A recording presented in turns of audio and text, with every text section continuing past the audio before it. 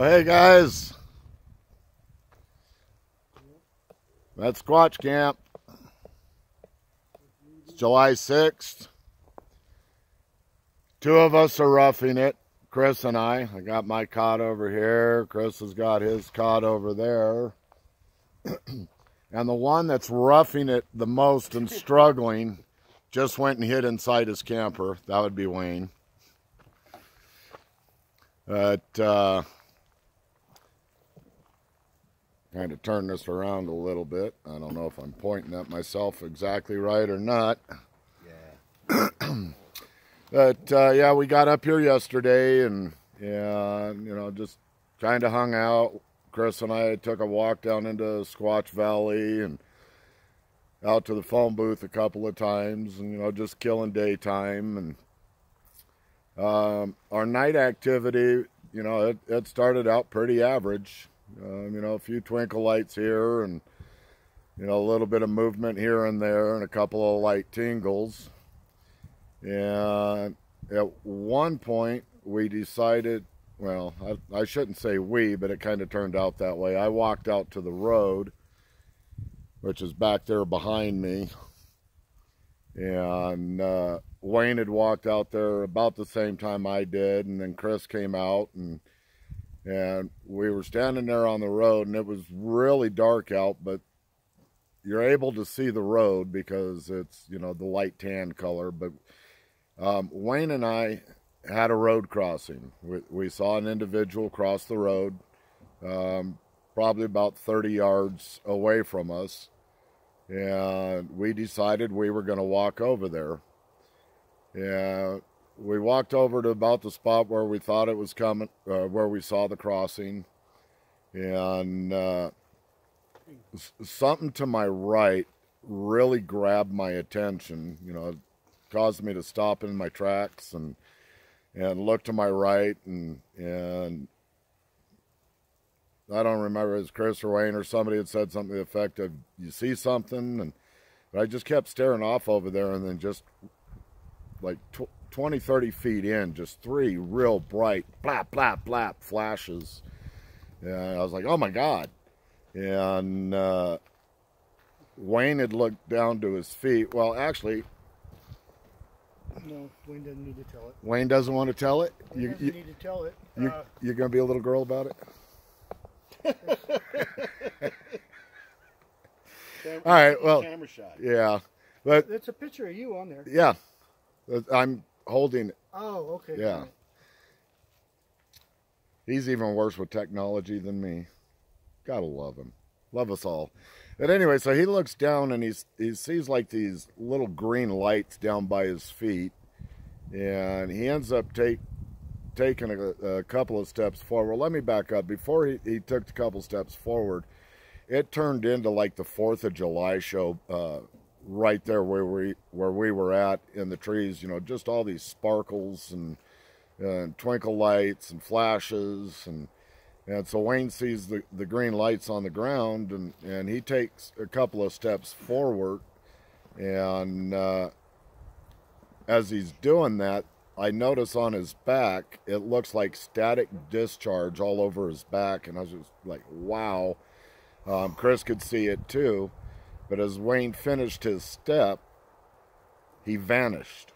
I mean, from where I was standing, you know, he was 4 feet away from me.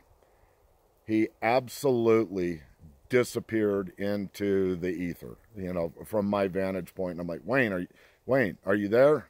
He's like, yeah, I'm right here. And I could hear him just fine. And Chris is like, I'm looking at him, but he's got like all this...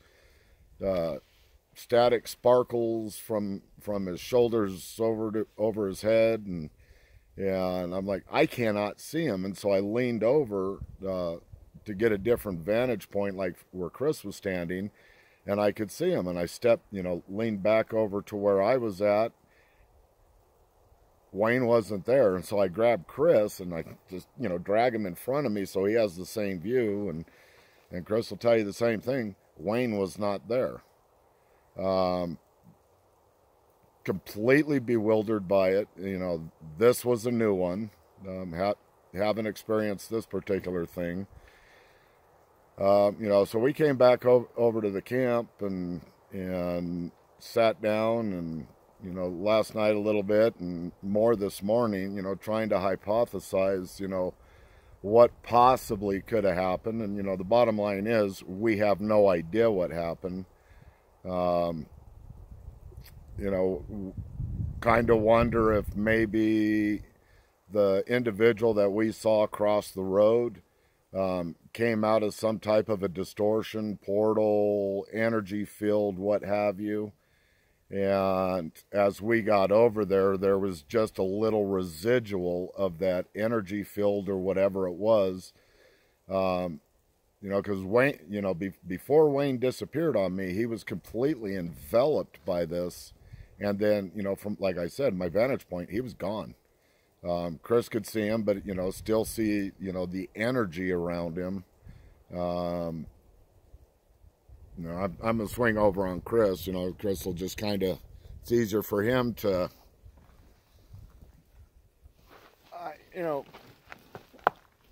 I think as we came back and we kind of went over what happened, like drawing some conclusions about seeing the individual cross in front of us, and the timing of that, because the area where the lighting phenomenon started to really pop off was right in that spot, and it was pretty pronounced, you know. So as Wayne, what I saw is I watched Wayne leave the road, walk towards where I'd say the most dense light phenomenon was happening, and as he stepped, kind of, I'm assuming really close to where this individual came out of this spot, whether he came out of whatever he came out of, whatever that was, but I watched kind of like an energy mist that was flashing and twinkling, envelop from like his head about halfway down his back and just kind of encircle him.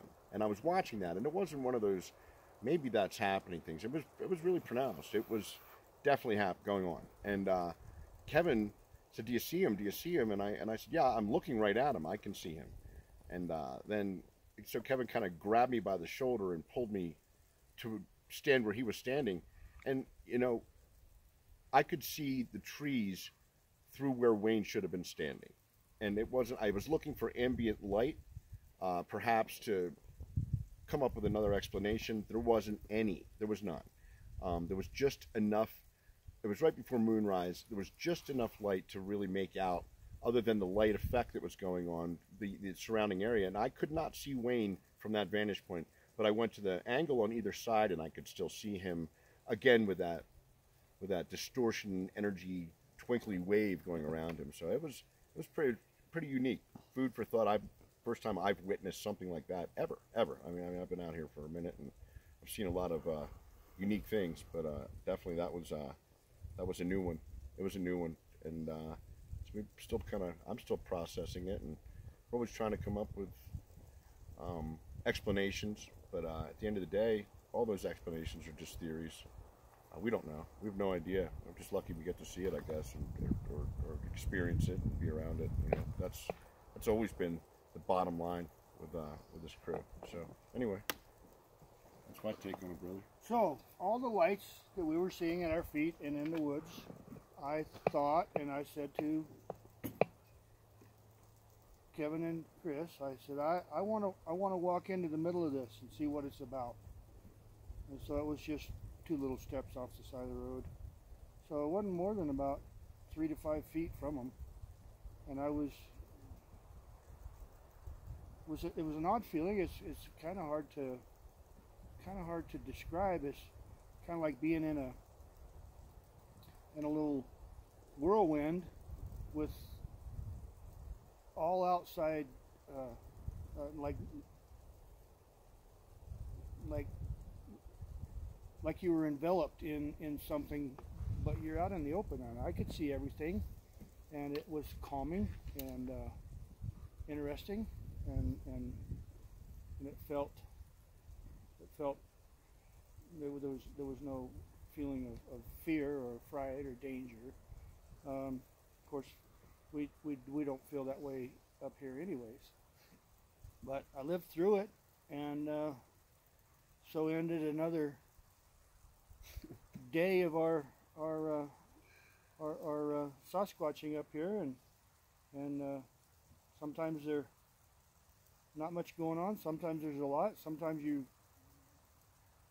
live through something that you've been through a lot, and once in a while something happens that you've never seen before. And last night was something none of us ever seen.